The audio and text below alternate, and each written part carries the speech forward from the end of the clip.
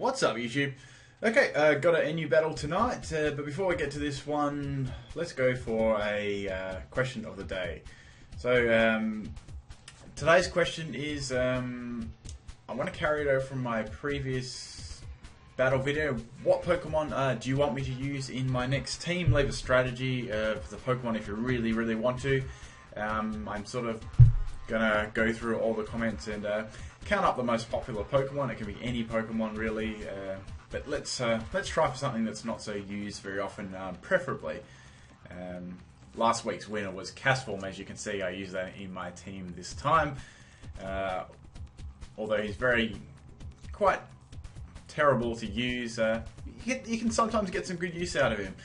So it was a challenge to use him. Anyway, let's have a look at this team. So this one was up against Mr. Murkrow. We've had a couple of battles actually. We also have decent battles. So we've got Roselia, Seadra, Alakazam, Hitmonchan, Onix, and Rotom, normal Rotom. So looking at this team, I thought it'd be lead would be Onix or Rotom. That's probably it really. I wasn't really expecting anything else to be a lead. And I'm going to be leading with my just my little Castform, sort of hoping that I can do something with it. I didn't think I could. I didn't think that I could do much with it, but something would be really good.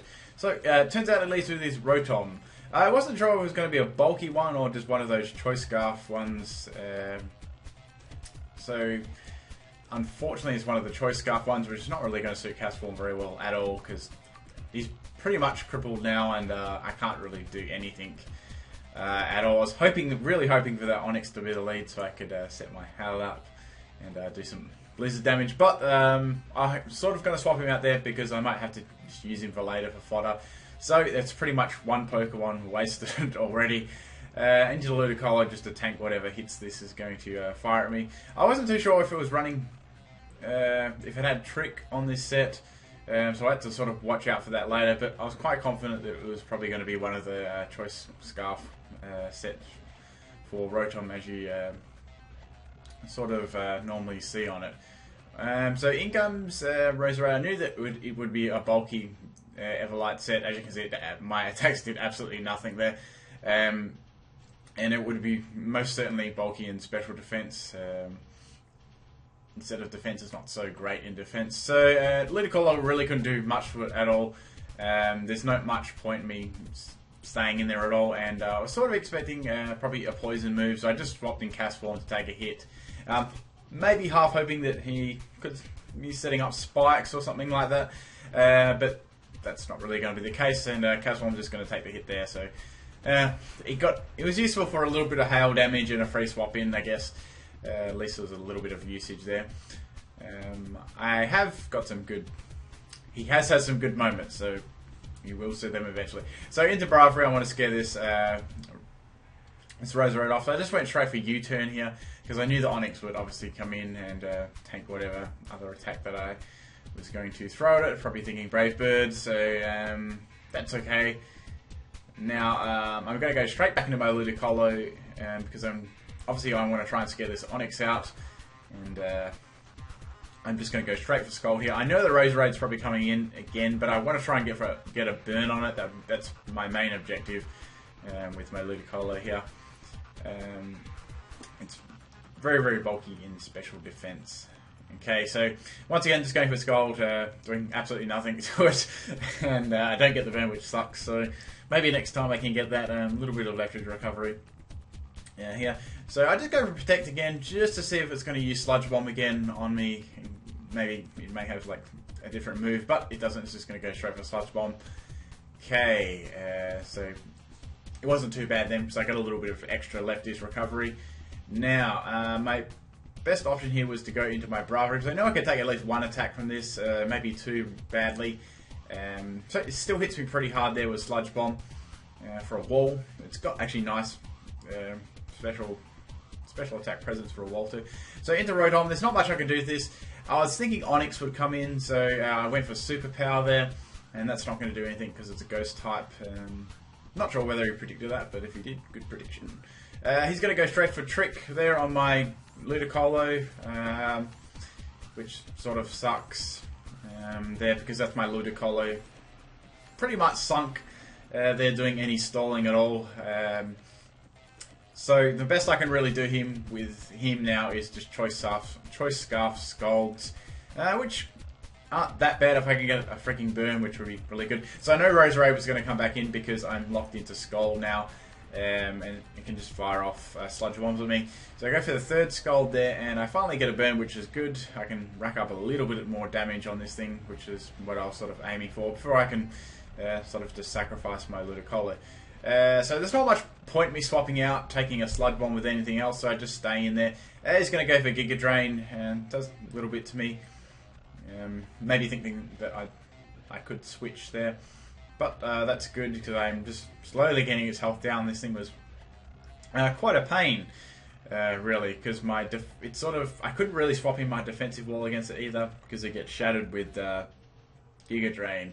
So I just lived there, a little bit of health on my Ludicolo, so I was really happy getting that down there. That burn really did help whittling the health down on that.